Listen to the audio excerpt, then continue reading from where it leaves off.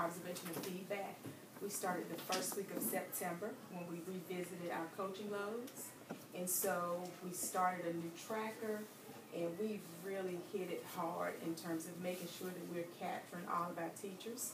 Everyone knows that the expectation is that everyone in our caseload gets coached once a week, which has been really cumbersome for some, but we've done a great job in tackling it. So now that we've gotten our footing and we're working with our teachers weekly, we want to make sure that we go into this and that we're giving them the appropriate feedback. And so today we're going to focus on, well, let me go back to why we do this. And the main reason is to raise student achievement. And here are actions that are going to move us into that direction. DDI, data-driven instruction, instructional planning and literacy, student culture, and of course observation and feedback, which is where we are. And again, today our biggest focus is going to be on observation and feedback. We're not going to go through all 6 steps of that effective feedback. We're going to hone in on action steps. We will continue working through probing. We'll work through planning the reteach as we move along in our process as we're getting better. Our core ideas for today, and just something to think about as we go into this. So we can take our teachers as we come, but it's up to us to work with them well and get them to better and then on to great. We know that we can't get that without the practice. We can't get that without digging in. We can't get that without giving each other feedback and also giving them feedback. We're going to talk about using the power of our feedback to get them better and faster. And that's kind of a plug because that's one of the documents that Barnes has shared with us in the past couple of weeks, the Getting Better Faster. And so you'll see where that comes up in our work today. So by the end of today, all of us will be able to establish and apply a common language around observation and feedback. We'll be able to write and deliver high leverage, bite-sized, and measurable action steps, And then we're going to explore how we spend our time and schedule our priorities. Any questions so far? All right, so we have a few norms. Collectively, we want to make sure that we maintain high expectations of each other and the teachers that we serve. We want to take personal responsibility. And that's really about always finding that third way. If this doesn't work, putting forth that effort and finding another way of getting to that end goal. Being intentional about our work, continuously increasing effectiveness, and maintaining respect and humility while we're down here knee-deep in the trenches. So, the first thing I want us to do is really focus on what we're doing here. And I have this self-assessment that I want you all to take a few minutes in completing.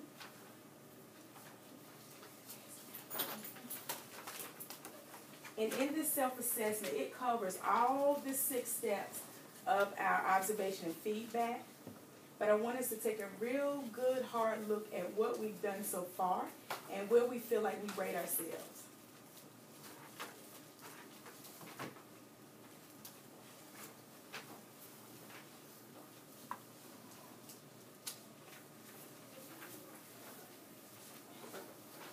Carl, will you leave one just in case power comes, and that way she'll have it too. I can take the rest of that stuff. Okay. We're going to focus on action steps. That's the third box. Now I want you to hang on to this. I'm glad Mr. Barnes said that. I want you to hang on to this because, again, as we go into the other areas, we're going to go back to this yellow sheet, okay? But for today's purpose, if you will really focus on action steps.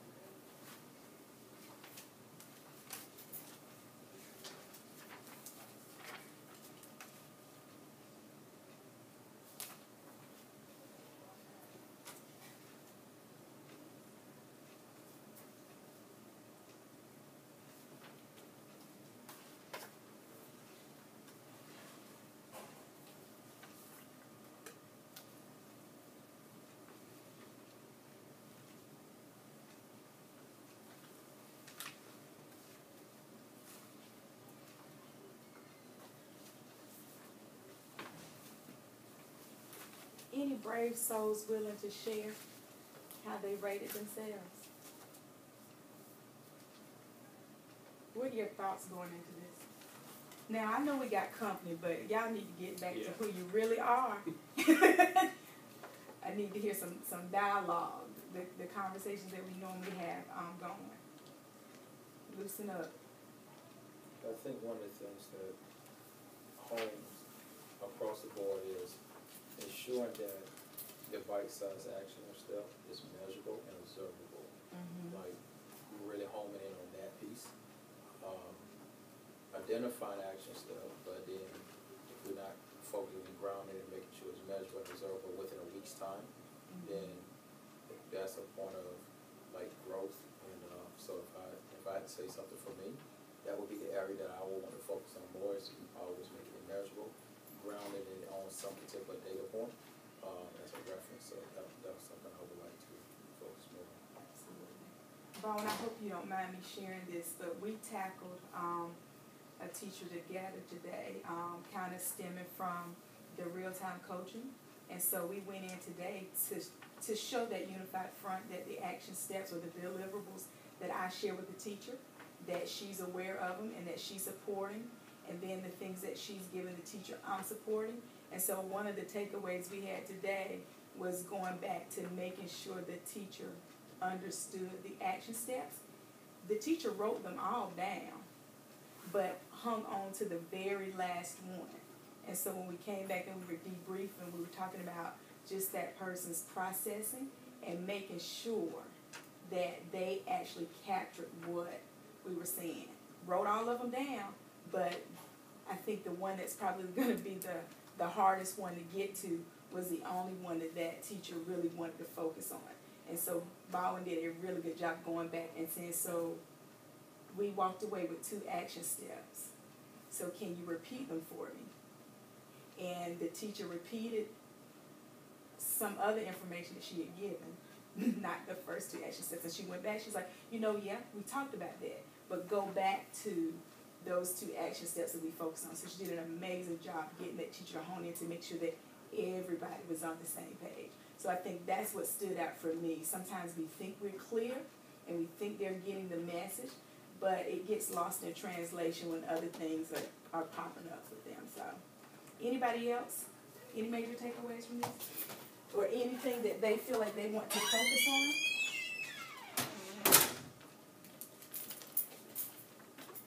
Godfrey?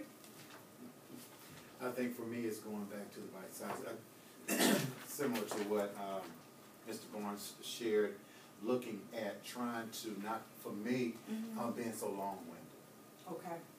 And just trying to make sure that I'm focusing in on what the areas of concerns are that they can go back and fine-tune, and making sure that it is measurable, that it is observable, and then following back up the teacher to make sure the teacher understood what I was working to communicate with him or her.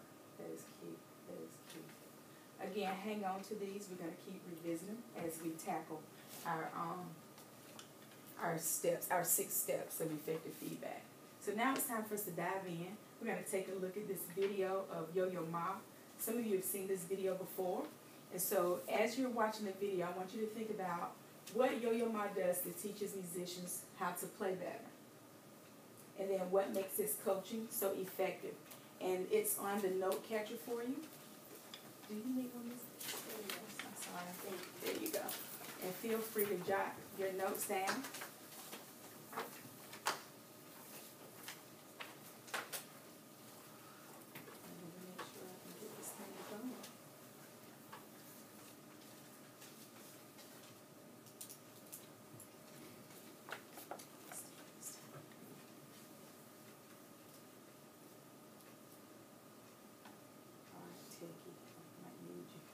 It's just rolling.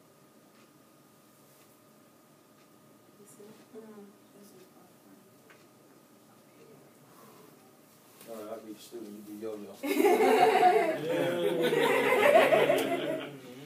Get some real sensation going. When you just did that. Yeah. Is that what it is? Barnes asked me about the speed of this, and I was like, it's one of the ones for me, but jump right in.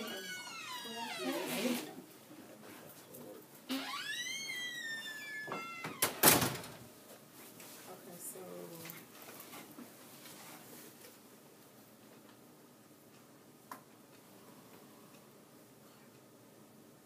Okay, we got two screens going. What does that mean?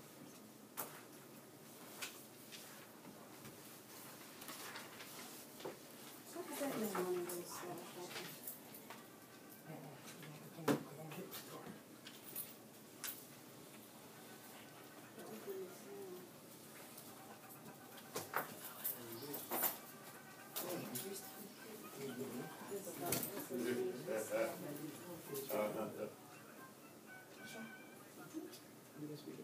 Is it not?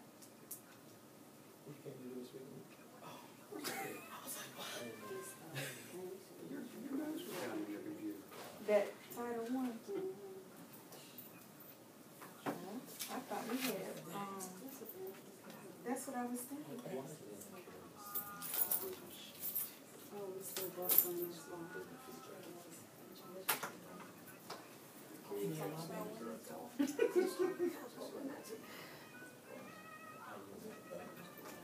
Is it one from, just a Boston like Well, if we don't get it on this one, then I've got another one later on, and it's probably gonna get the same thing. And that's not good. How are you right on time? Hey, what's up? TV commercial break. Oh, okay. She just went over the objectives, which are those bullets.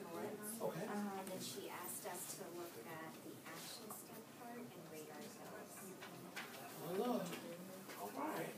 That's what we're focusing on. So we want to move on to the next one. Well. Not really.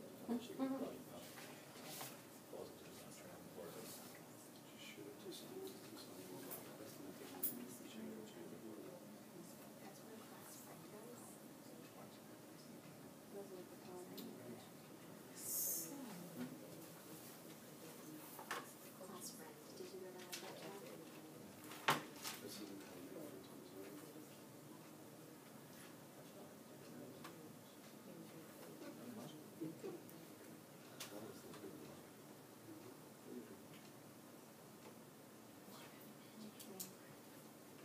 It's not a connection.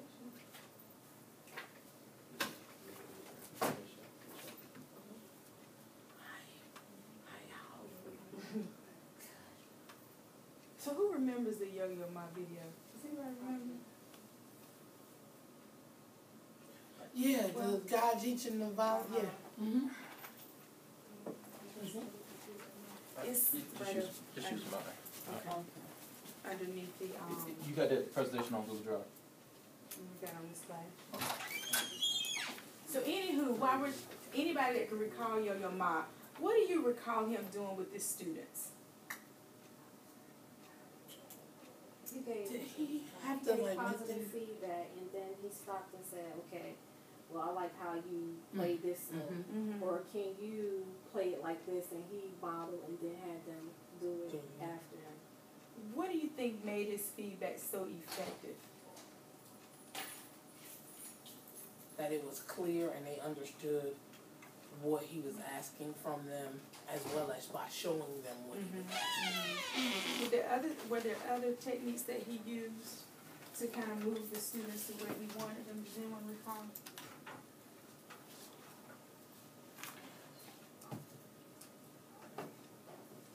So he had certain sounds or motions that they were to use, and he put them in simple language, like gunshot or like rapid fire,